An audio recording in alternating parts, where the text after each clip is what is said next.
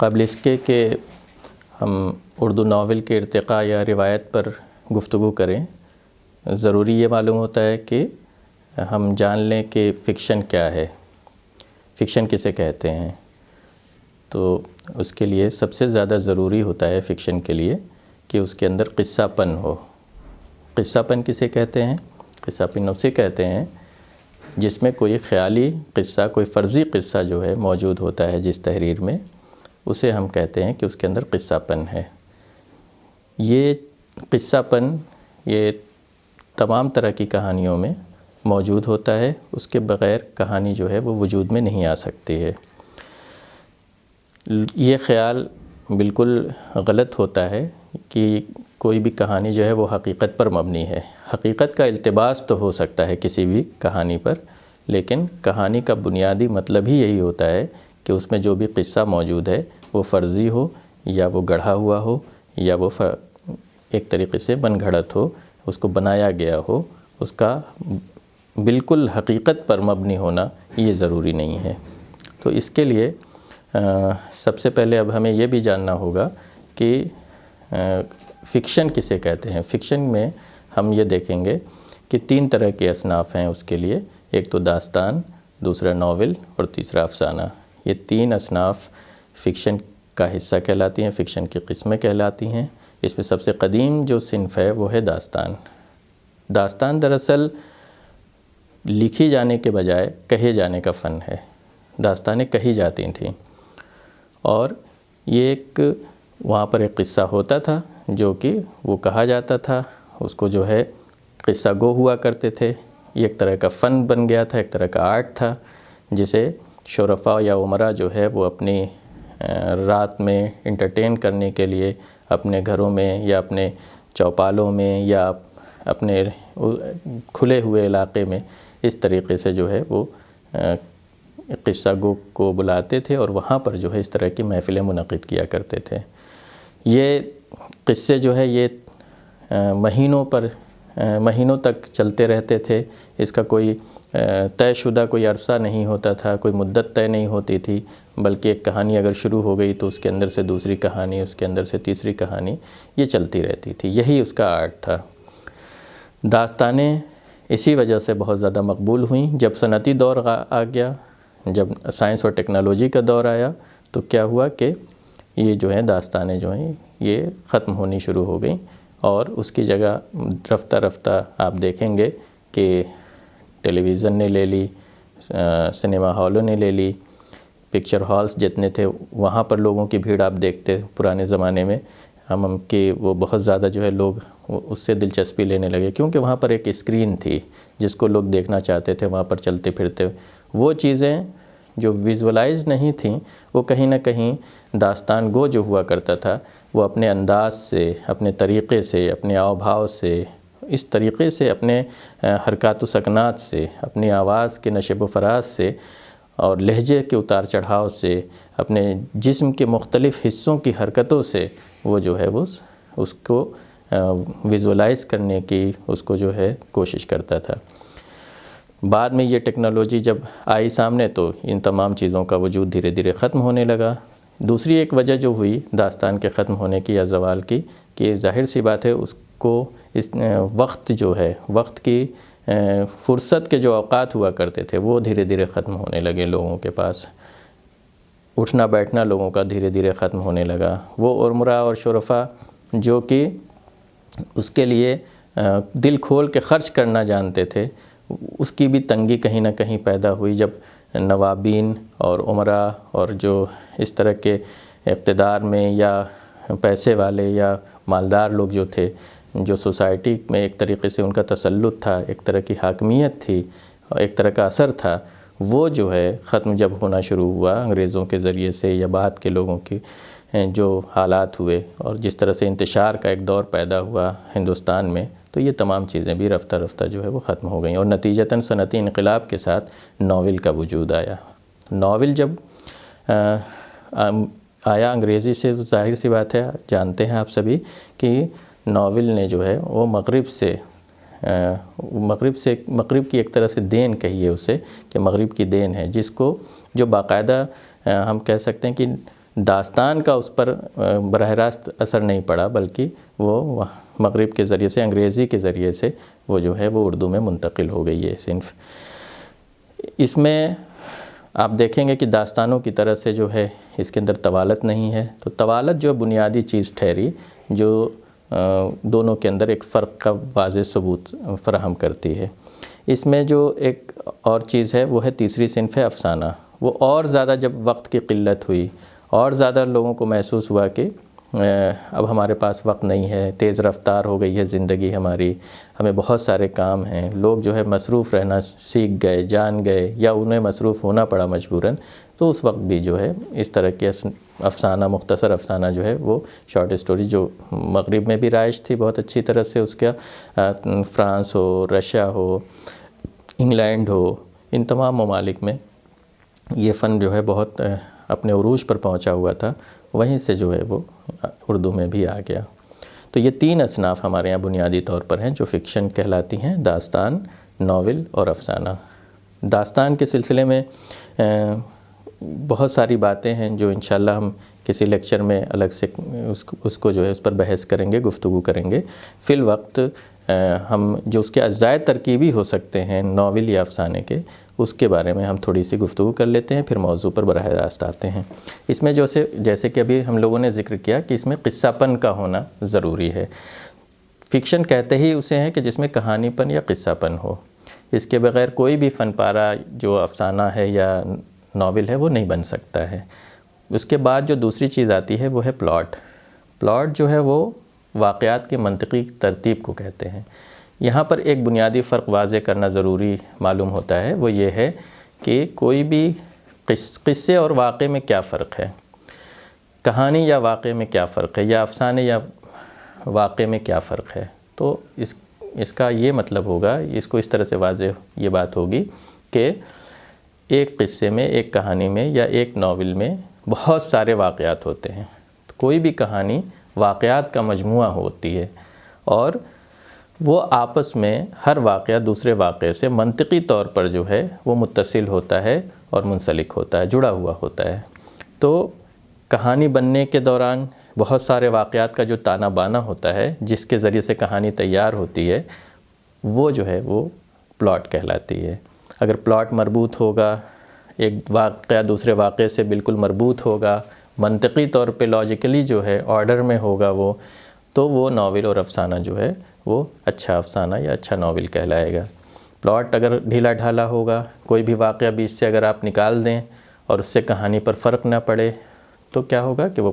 اچھی کہانی نہیں مانی جائے گی۔ اس پلاٹ کو کہا جائے گا کہ یہ ڈھیلا ڈھالا پلاٹ ہے، اور اس سے کچھ واقعات نکالنے سے اس کہانی پہ جیسے اگر کوئی فرق نہیں پڑ رہا ہے، تو ظاہر سی بات ہے کہ اس کے اندر یہ ایک عیب ہے، اس کی ایک خامی ہے۔ اسی طریقے سے اس کا ایک جز ہے وہ ہے کردار نگاری۔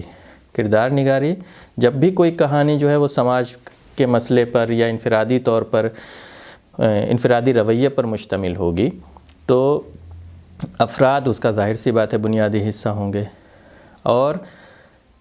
کہانی میں کردار کی وجہ سے جو ہے بے پناہ وسعت پیدا ہوتی ہے، اس کی بڑی اہمیت ہوتی ہے۔ کردار اگر نہیں ہوں گے تو ظاہر سی بات ہے مکالمہ نہیں ہو سکتا۔ کردار نہیں ہوں گے تو وہ اپنے ذریعے سے، اپنے اعمال کے ذریعے سے، اپنی گفتگو کے ذریعے سے، اپنی نشست و برخاست کے ذریعے سے بہت ساری کہانی کو آگے نہیں بڑھا پائیں گے۔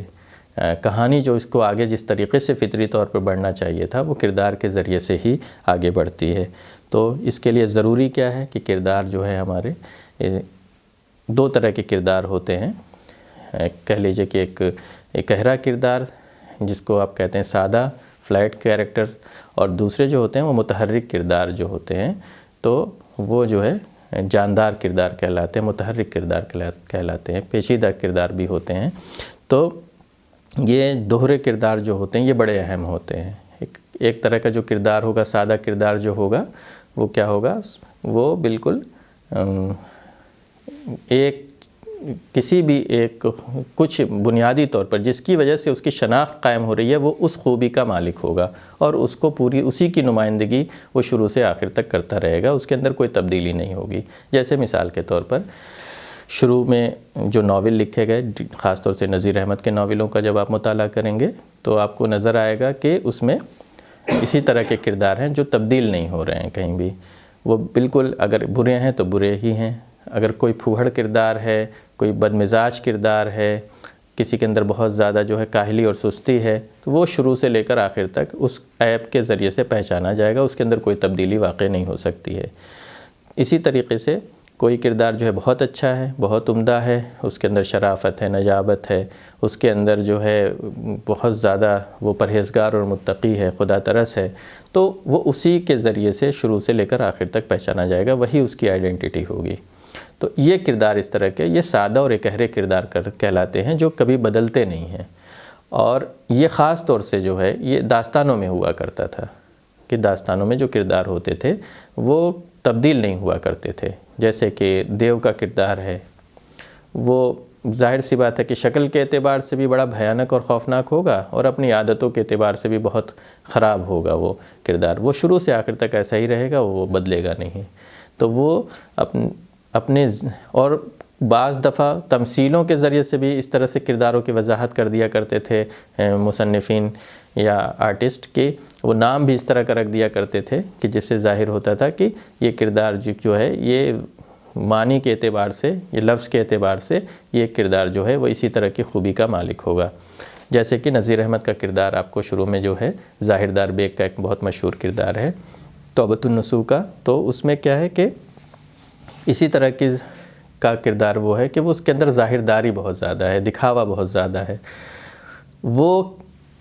نام اسی وجہ سے رکھا گیا، اسی لیے اس کہا گیا کہ ان کے ہاں تمثیلی کردار بھی موجود ہے۔ تو اس طرح کے کردار جو ہوں گے وہ اکہرے کردار کہلائیں گے۔ دوسرے کردار جو ہوتے ہیں دوسری طرح کے وہ دوہرے کردار کہلاتے ہیں یا راؤنڈ کیریکٹرز کہلاتے ہیں۔ وہ کیا ہوتے ہیں کہ وہ تبدیل ہوتے رہتے ہیں، ان پر واقعات کا اثر ہوتا ہے، وہ زندگی میں ایک فیز کا حصہ صرف نہیں رہیں گے مستقل، وہ جیسے جیسے وقت بیتے گا اور ان پر وہ حادثات کا یا تجربات کی صورت میں جیسے جیسے وہ اس سے دوچار ہوتے رہیں گے، ان کے اندر تبدیلی جو ہے وہ واقع ہوتی رہے گی۔ ایک کردار عین ممکن ہے کہ ڈاکو کا کردار ہو، شروع میں بہت برا ہو، اور اس پر کوئی ایسا واقعہ اثر انداز ہوتا ہے جس کی وجہ سے اس کی قلب ماہیت ہو جاتی ہے اور وہ تبدیل ہو جاتا ہے، لہٰذا وہ بعد میں اچھا ہو جاتا ہے تو توبہ کر لیتا ہے، اپنے آپ کو تبدیل کرتا ہے۔ عین ممکن ہے کہ وہ کردار پھر کبھی کسی موقع پر بہت زیادہ جو ہے اس طرح سے اس کے ساتھ حالات پیش آئیں کہ وہ دوبارہ سے اپنے آپ کو پہلی صورت میں ڈال لے۔ تو اس طرح کے جو کردار ہوں گے جو وقت کے ساتھ ساتھ تبدیل ہو رہے ہیں، اپنے آپ کو بدل رہے ہیں، وہ متحرک کردار کہلاتے ہیں۔ ایک بات اور بھی یہاں پر کہنے کی ہے، وہ یہ ہے کہ بعض کردار جو ہے وہ ظاہری طور پہ کچھ اور معلوم ہوتے ہیں اور اندر سے کچھ اور ہوتے ہیں۔ مثال کے طور پہ وہ دیکھنے میں بہت معصوم ہیں، بہت شریف لگ رہے ہیں، لیکن عین ممکن ہے کہ وہ اندر سے بہت زیادہ ظالم ہوں، اندر سے بہت خود غرض ہوں، بے رحم قسم کے کردار ہوں، اور وہ ان خاموشی کے ساتھ وہ ایکٹ کرتے ہیں اپنے ناول میں، اور ان کے اندر جو ہے تبدیلیاں واقع ہوتی ہیں۔ ایسے کردار نفسیاتی کردار ہوتے ہیں خاص طور سے، اور ان کو بھی ہم راؤنڈ کردار ہی کہیں گے، وہ متحرک کردار ہوں گے، اور وہ دوہرے کردار اس وجہ سے ہو جاتے ہیں کیونکہ وہ اپنے آپ کو تبدیل کر رہے ہیں، اندر اور باہر دونوں طرح کی چیزیں ان کے ہاں موجود ہیں۔ تو یہ بڑی اہم چیز ہوتی ہے جس کو سمجھنے کی ضرورت ہے۔ اس کے علاوہ ناول ہو یا افسانہ ہو، اس میں منظر نگاری بھی ہوتی ہے۔ تو منظر نگاری جو ہے یہ فضا اور ماحول سازی میں بڑی مدد کرتی ہے، اس سے بہت مدد ملتی ہے۔ کبھی بھی کوئی بھی سچویشن جو آنے والی ہے، جو آرٹسٹ یا فنکار کوئی بھی سچویشن کریٹ کرنے والا ہے، وہ کیا کرتا ہے، اس سے پہلے اس سے متعلق کوئی ایک ایسا منظر پینٹ کرتا ہے، شروع میں تیار کرتا ہے، جس کے ذریعے سے اشارہ ملتا ہے کہ آنے والا جو وقت ہے یا آنے والی جو تصویر ہے یا آنے والی جو صورتحال ہے یا کیفیت ہے، وہ یقیناً جو ہے اسی سے مطابقت رکھتی ہے۔ مثال کے طور پہ کہ اگر کوئی بھی ناول نگار ہے یا کوئی بھی افسانہ نگار ہے، اگر وہ شام کا منظر پیش کرنا چاہتا ہے تو وہ دکھا رہا ہے کہ سورج غروب ہو رہا ہے، سورج غروب ہو رہا ہے تو اس کی سرخی جو ہے وہ آسمان پر ایسے ہے جیسے کہ لہو کی صورت میں وہ نمودار ہو رہی ہے یا ظاہر ہو رہی ہے۔ تو اس صورت میں جو ہے یہ ظاہر ہونے لگتا ہے کہ اب آنے والا وقت جو ہے وہ یا تو کسی ایسا واقعہ آئے گا سامنے جس کی وہ کیفیت اس طرح کی بنا دیتے ہیں کہ جو اداس ہوگی، جو ناسازگار ہو سکتی ہے، جو ایسی ہو سکتی ہے کہ ہو سکتا ہے کہیں پر قتل و خون ہونے والا ہو۔ خاص طور سے اس حوالے سے ایک چادر میلی سی راجندر سنگھ بیدی کا بڑا مشہور ناول ہے، اس میں آپ دیکھیں گے کہ سٹارٹنگ ہی یہاں سے ہوتی ہے کہ آسمان پر ایسا لگتا ہے کہ شام ہو رہی ہے اور سورج ڈوب رہا ہے اور اس کی سرخی جو ہے وہ شفق پر باقی ہے اور ایسا لگتا ہے کہ آسمان پر کسی کوٹلے کا خون ہو گیا ہو۔ اب اس سے آنے والے وقت میں ایک خون ہوتا بھی ہے اور مرڈر ہو جاتا ہے، اور تو اس طرح سے آپ اس سے جو ہے کوریلیٹ کر سکتے ہیں، اس سے آپ ایک طرح کی مطابقت بنتی ہے،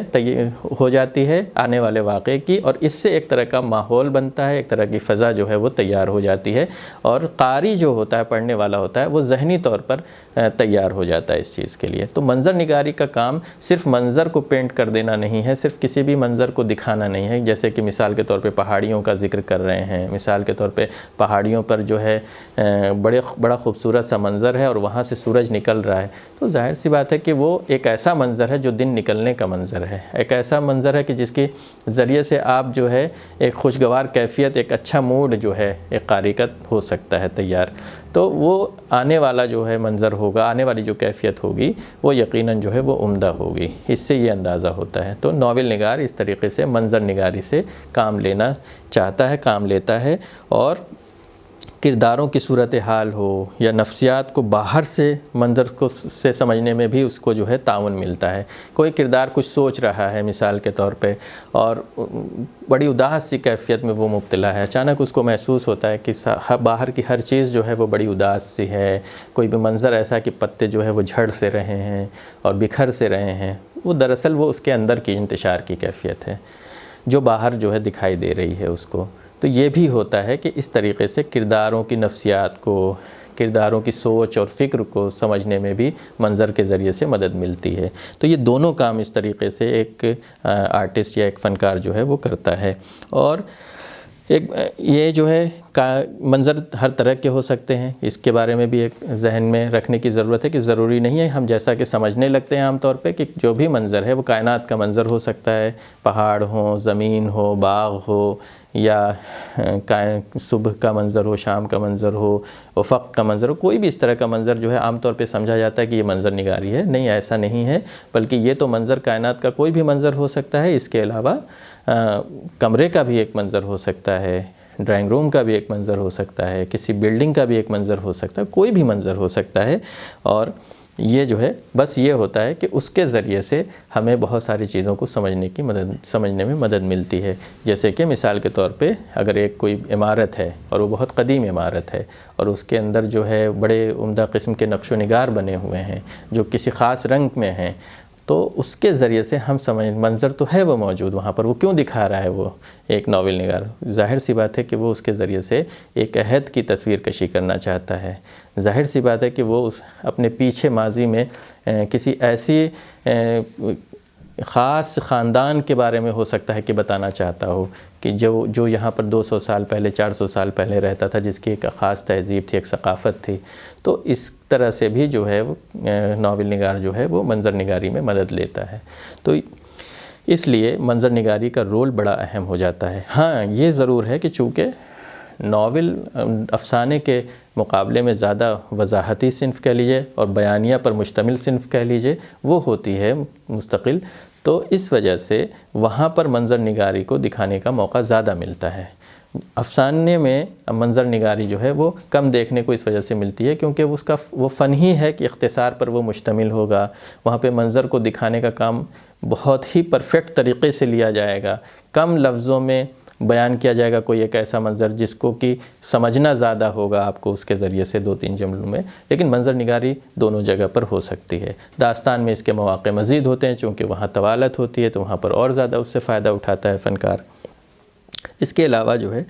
مکالمہ نگاری ایک خاص جو ہے اس کا جز ہے، وہ ناول ہو، افسانہ ہو، داستان ہو، تینوں سب جگہ وہ موجود ہے۔ کرداروں کی باہمی گفتگو کو ہم مکالمہ کہتے ہیں۔ اس سے جو ہوتا ہے کہ کہانی کو آگے بڑھانے میں مدد ملتی ہے۔ بیانیہ پر مشتمل ایک کوئی بھی بات اگر ناول نگار ہے یا افسانہ نگار ہے، وہ اگر ایک مستقل بیانیہ چلا آ رہا ہے اس ناول میں یا افسانے میں تو عین ممکن ہے کہ اس سے اکتاہٹ ہو جائے۔ بیانیہ اگر بہت مضبوط نہیں ہے تو دھیرے دھیرے جو ہے قاری کو محسوس ہونے لگتا ہے کہ جو ہے کچھ نہ کچھ کمی ہے، اکتاہٹ سی محسوس ہوگی، روانی باقی نہیں رہے گی، کھردراپن بھی واقع ہو سکتا ہے اس میں. تو یہ تمام چیزیں بھی ہو سکتی ہیں. اس سے بچنے کے لیے بھی دوسری ایک اہم چیز ہے کہ کرداروں کو کیسے سمجھا جائے. تو کرداروں کے ذریعے سے بلوایا جائے کسی بھی بات کو، اس کے ذریعے سے بھی فائدہ اٹھاتے ہیں. تو دونوں باتیں ہوتی ہیں کہ مکالمے کے لیے بیانیہ ایک جگہ قائم ہے، اس کے بعد مکالمے آ گئے، پھر اس کے بعد بیانیہ قائم ہو گیا. تو یہ ایک طرح کا اس کو بھی ایک طریقے کے آپ ٹیکنیک کے طور پہ بھی ناول نگار استعمال کرنے کی کوشش کرتا ہے. اور اس سے سب سے زیادہ جو ہوتا ہے کہ کرداروں کو سمجھنے میں جو ہے مدد ملتی ہے مکالمے کے ذریعے سے. مکالمہ جب ہوگا تو کردار جو ہے وہ بات کریں گے، باہمی گفتگو ہوگی تو اس سے جس علاقے میں کیا کردار ہیں یہ واضح ہوگا کہ یہ اس علاقے کا کردار ہے. اس کی بولی سے، اس کے لہجے سے، گفتگو سے، اس کے دوران گفتگو اس کیے گئے ایکٹ سے بہت ساری چیزیں جو ہے وہ کلیئر ہو جاتی ہیں. اور اس کے ذریعے سے کرداروں کی طرز معاشرت کا پتہ چلتا ہے، علاقے کا علم ہوتا ہے. کرداروں کے بغیر جو ہے اسی طرح کردار کی جو تعمیر ہے، تشکیل ہے، وہ مکالمہ اس میں بھی بڑا معاون ہوتا ہے. کیونکہ کردار اگر جو ہے خاموش ہے بالکل، اور نریٹر جو ہے، یہ راوی جو ہے وہ صرف اگر مستقل کردار پر فوکس کر رہا ہے، اس کے بارے میں وضاحت کر رہا ہے، تو یہ دوسرے کے ذریعے سے کہی گئی ایک طریقے سے ایک گفتگو ہوگی. جبکہ نیچرل بنانے کے لیے، فطری بنانے کے لیے یہ بھی بہت ضروری ہوتا ہے کہ کردار خود بول کر اپنے آپ کو پہچانوانے کی کوشش کریں، اپنی شناخت قائم کریں. تو اس وجہ سے مکالمہ جو ہے وہ بہت اہم ہوتا ہے. اس کے بعد جو ہے اہم چیز ہے وہ ہے نقطۂ نظر. ہر تخلیق کار جو ہوگا، اس ناول ہو یا افسانہ تخلیق کرے، ان میں اس کا ایک خاص نقطۂ نظر ہوتا ہے. کوئی اس کی فکر ہوگی جس کی وجہ سے وہ ناول لکھ رہا ہے یا افسانہ لکھ رہا ہے. اگر اس کے پیچھے اس کی کوئی فکر نہ ہو، اگر اس کے پیچھے کوئی اس کا فلسفہ نہ ہو، تو وہ کہانی کیسے بن سکتی ہے، وجود میں آ سکتی ہے. کہانی کو بیان کرنا، کہانی کو قاری تک پہنچانا، اس کے پیچھے ایک بڑا مقصد ہوتا ہے کسی بھی ناول نگار کا یا افسانہ نگار کا. اور وہ اگر چیز کسی بڑی اہم بنیاد پر اگر قائم نہ ہو تو ظاہر سی بات ہے کہ وہ کہانی چھوٹی ہو جائے گی. کیونکہ آپ نے سب کچھ جتنا بھی آپ نے اہتمام کیا ہے، ظاہر سی بات ہے وہ ایک بڑی کسی اہم نقطے کی ترسیل کے لیے کیا ہے. اپنی بات، اپنی فکر کو، اپنے تھاٹ کو، اپنے فلسفے کو جو ہے قاری تک پہنچانے کے لیے کیا ہے. لہٰذا جتنا عمدہ فلسفہ ہوگا، جتنی اچھی فکر ہوگی، جتنی تازہ فکر ہوگی، اتنا ہی زیادہ جو ہے فن پارہ جو ہے وہ کامیاب سمجھا جائے گا، تصور کیا جائے گا. تو اس وجہ سے قاری تک پہنچانے میں وہ کہانی تیار کرے گا اور اسی کے ذریعے سے نقطۂ نظر کی ترسیل ہو پائے گی. تو اس وجہ سے ہر ناول نگار، چاہے وہ ہر افسانہ نگار یا ہر فنکار جو کہانی لکھ رہا ہے، اس کے لیے ضروری ہے کہ اس کا ایک خاص نقطۂ نظر ہو، اور وہ جتنا اہم ہوگا، بڑا ہوگا، اتنی ہی کہانی بھی اہم اور بڑی کہلائے گی. یہ بہت ضروری چیز ہوتی ہے. کیونکہ کوئی بھی کہانی کار کہہ لیجئے، ناول نگار یا افسانہ نگار، وہ کہانی کے اندر ویسے موجود نہیں ہوتا ہے. وہ تو ایک طریقے سے راوی جو ہے، وہ نریٹر ہے، جو وہی کہانی کو آگے بڑھانے کا کام کرتا ہے. مصنف وہاں کہیں موجود نہیں ہوتا ہے. اس کے مصنف تو پس پشت ہوتا ہے، اور وہ اسی نقطۂ نظر کے لیے پوری کہانی کو تیار کرتا ہے. اس کے علاوہ جو بہت اہم چیز ہے وہ ہے زمان و مکان. کوئی بھی کہانی جس کا تعلق ناول یا افسانے سے ہوتا ہے، اس میں زمان و مکان کا ہونا ضروری ہے. کس وقت کے لیے کہانی لکھی جا رہی ہے، کس دور کے لیے، اس کو ظاہر سی بات ہے کہ کس زمانے سے تعلق رکھتی ہے اور کس جگہ سے تعلق رکھتی ہے. یہ دو چیزیں جب تک نہیں ہوں گی، کہانی نہیں بن پائے گی. کیوں؟ یہ چیزیں اس لیے بھی ضروری ہے کہ اس سے جو ہے آپ جو ہے اس مسئلے کو جو اس کو آپ بیان کرنا چاہتے ہیں، کرداروں کی تفہیم کیسے ممکن ہے. وہ بھی اسی وجہ سے ممکن ہے کہ جب تک اس میں وقت کا تعین نہ ہو، جب تک اس میں جگہ کا تعین نہ ہو. مثال کے طور پہ کشمیر کے لیے اگر کوئی کہانی لکھی جا رہی ہے تو ظاہر سی بات ہے وہ کشمیر کا ایک الگ مسئلہ ہو سکتا ہے، اتر پردیش کا ایک اپنا مسئلہ ہو سکتا ہے، تمل ناڈو کا اور کیرلا کا ایک اپنا مسئلہ ہو سکتا ہے. تو کسی بھی جگہ پر جو کہانی لکھی جا رہی ہے، ظاہر سی بات ہے وہ اس جگہ کے لیے وہ مسئلہ بہت اہم اور خاص ہے، اس کو ہم دوسری جگہ پر اس طریقے سے اپلائی نہیں کر سکتے، اور ظاہر سی بات ہے اس کو اس طرح سے سمجھا بھی نہیں جا سکتا جیسا کہ وہ مسئلہ ہے۔ اس کے لیے ضروری ہے کہ جب تک ہم نہ جانیں کہ یہ کہانی کس سیاق میں لکھی گئی ہے، کس جگہ کے لیے لکھی گئی ہے اور کس وقت کے لیے لکھی گئی ہے، تو یہ چیزیں جو ہیں، یہ زمان و مکان کا تعین بے حد ضروری ہوتا ہے۔ اس کے ذریعے سے ہم کرداروں کو سمجھ پاتے ہیں، اس کے ذریعے سے ہم طرز معاشرت جو وہاں کی ہے، تہذیب جو ہے اس کو ہم سمجھ سکتے ہیں، اس کے قریب پہنچ سکتے ہیں۔ تو یہ بھی بہت ضروری چیز ہوتی ہے۔ اور اس کے علاوہ جو ہے زبان و بیان جو بہت اہم چیز ہے۔ ناول جو ہے چونکہ ایک بیانیہ صنف ہے، اور اس میں تخلیق کار جو ہے پوری زندگی کی تفصیل کو پیش کرنے کی کوشش کرتا ہے، تو مختلف کرداروں کے ذریعے سے وہ کہانی کو بھی آگے بڑھاتا ہے۔ قصہ طویل ہوتا ہے، اس کا بڑے کینوس پر محیط ہوتا ہے، لہٰذا اس میں ابہام اور علامت کی اس طرح سے گنجائش نہیں ہوتی، بلکہ اس کے لیے کیا ضروری ہے کہ ایک واضح بیانیہ اس کا ہو۔ افسانے میں ایسا تھوڑا کم ہوتا ہے، افسانے میں ابہام اور علامت کے ذریعے سے، تجرید کے ذریعے سے کہانی کو اہم بنایا جاتا ہے اور اس کے اندر ایک طریقے سے تہداری پیدا کی جاتی ہے۔ ناول میں اس بیانیہ جب تک نہیں ہوگا عمدہ، ایک بڑا ناول جو ہے وہ منظر عام پر نہیں آ پاتا ہے۔ افسانے میں چونکہ مختصر افسانہ کہا ہی جاتا ہے، لہٰذا جو ہے وہاں پر جو ہے بیانیہ مختصر ہوگا اور جامع ہوتا ہے۔ وہاں پر بھی بیانیہ ہوگا، ایسا نہیں کہ وہاں بیانیہ نہیں ہے، بیانیہ ہوگا، لیکن وہ مختصر ہوگا اور جامع ہوگا۔ کم لفظوں میں بہت کچھ کہنا پڑے گا آپ کو، بہت کچھ سمجھنا پڑے گا قاری کو، لہٰذا افسانے کی زبان جو ہے وہ اس میں ابہام اور علامت کو اس کا ایک اہم جز سمجھا جاتا ہے۔ زبان اور اسلوب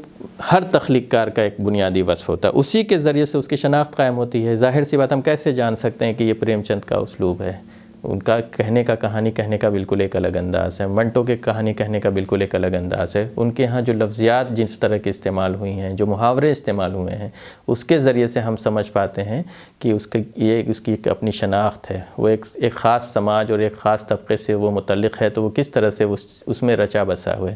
عصمت چغتائی کے آپ کہانیاں پڑھیں گے تو اس میں آپ کو اندازہ ہوگا کہ ان کے ہاں جس طرح سے محاورے ہیں عورتوں کے لیے، کہ جو زبان ہے جو ان کے ہاں استعمال ہو رہی ہے، وہ ایک بالکل وہ ان کو الگ ایک شناخت عطا کرتی ہے۔ ظاہر سی بات ہے وہ زبان، وہ محاورے، اس سے آپ نہیں تصور کر سکتے کہ وہ منٹو بھی بول سکتے ہیں یا پریم چند بول سکتے ہیں۔ تو یہ ایک ہر زبان ہو یا اسلوب ہو، اس میں وہ ہر فنکار کا، ہر آرٹسٹ کا ایک طریقے سے یہ سمجھ لیجئے کہ اس کی اپنی ملکیت ہوتی ہے، اور اس کے ذریعے سے اس کی شناخت قائم ہوتی ہے، اس کے ذریعے سے ہی ہم سمجھ پاتے ہیں۔ بالکل ایسا ہی شاعری میں بھی ہے کہ ہم کیسے سمجھ لیتے ہیں کہ یہ غالب کا شعر ہو سکتا ہے، کیونکہ اس کا ایک مخصوص لہجہ ہے۔ ہم کیسے سمجھ لیتے ہیں کہ یہ اقبال کا شعر ہے اور یہ جو ہے اقبال ہی کہہ سکتے ہیں، اس کے علاوہ کوئی دوسرا اس شعر کو اس طرح سے نہیں کہہ سکتا، اس موضوع کو اس طرح سے نہیں برت سکتا ہے۔ تو ظاہر سی بات ہے اس میں استعمال کیا گیا لفظ، اس میں استعمال کیا گیا صوتی، اس میں موجود صوتی آہنگ، اس کے ہاں جس طریقے کا ترنم اور موسیقیت جس طرح کی ہوگی، اس کے اندر جو ایک خاص بحر ہوگی، ایک پیرامیٹر بنایا گیا ہوگا، وہ سب جو ہے وہ بالکل ایک خاص لہجہ ہوگا، وہ جو ہے وہ آئیڈینٹیفائی کرتا ہے اور اس کو جو ہے ممیز کرتا ہے بلکہ دوسرے فنکار سے۔ تو یہ جو بڑی اہم چیز تھی جو اس حوالے سے ضروری تھا کہ ناول کو یا افسانے کو جب ہم اس پر گفتگو کریں تو یہ چیزیں ہونی ضروری ہیں۔ اب اس میں ایک جو آخری چیز ہے وہ یہ ہے کہ وحدت تاثر جو صرف افسانے میں ہوتی ہے وہ ناول میں نہیں ہوتی ہے۔ تو وحدت تاثر کیا چیز ہے کہ یہ افسانے کا ایک خاص جز ہوتا ہے جس میں کہانی جو ہے وہ ایک خاص اور مجموعی تاثر قائم کرتی ہے۔ آپ جب افسانہ پڑھ لیں گے تو آپ کو پڑھنے کے بعد ایک خاص مجموعی تاثر آپ کے ذہن پر مرتب ہوگا، واضح ہو جائے گا، اور آپ سمجھ پائیں گے کہ یہ ایک کہانی ہے، یہ ایک خاص پہلو اور کسی ایک خاص نقطے کی طرف آپ کو لے کر جا رہی ہے، اور یہی وحدت تاثر ہے، ایک خاص اثر قائم کر رہی ہے۔ ناول میں ایسا نہیں ہوتا ہے، ناول میں بہت سارے جو ہے وہ تاثرات ہو سکتے ہیں، اور وہ ایک ساتھ ایک فلسفے میں ڈھل کر آپ کے اوپر جو ہے وہ اپنے اثرات چھوڑ سکتے ہیں۔ وہ اس کو آپ یہ نہیں کہہ پائیں گے کہ یہ خاص بنیادی نقطے پر، خوشی کے ایک خاص پہلو پر، غم کے کسی ایک خاص پہلو پر جو ہے وہ منحصر ہے یا مشتمل ہے یہ ناول، بلکہ آپ اس میں یہ دیکھنے کی کوشش کریں گے، یہ واضح ہوگا کہ یہ تو مکمل طور پر ایک روداد ہے غم کی، ایک تفصیل ہے خوشی کی۔ تو یہ چیز جو ہے یہ افسانے میں نہیں ہوگی۔ وہ افسانے کا بنیادی وصف اگر دیکھا جائے، ظاہر سی بات ہے کہ ناول ہو یا افسانہ ہو، دونوں میں پلاٹ ہیں، دونوں میں کردار ہیں، دونوں میں منظر نگاری ہے، دونوں میں مکالمے ہیں، دونوں میں نقطۂ نظر موجود ہے، دونوں میں زمان و مکان کی قید ہے، تو لیکن الگ کیا چیز کر رہی ہے ایک دوسرے کو؟ دونوں میں جو چیز الگ کرتی ہے وہ ہے وحدت تأثر، وہی اس کا بنیادی وصف ہے افسانے کا، جو بالکل اس کو ناول سے الگ کر دیتا ہے۔ تو یہ بنیادی طور پر یہ چیزیں تھیں جن کا ذکر کرنا بے حد ضروری تھا۔ اب اس کے آگے ہم گفتگو کریں گے کہ شروع میں جس طرح کے ناول لکھے گئے وہ جو ہے کس طرح کے ناول تھے۔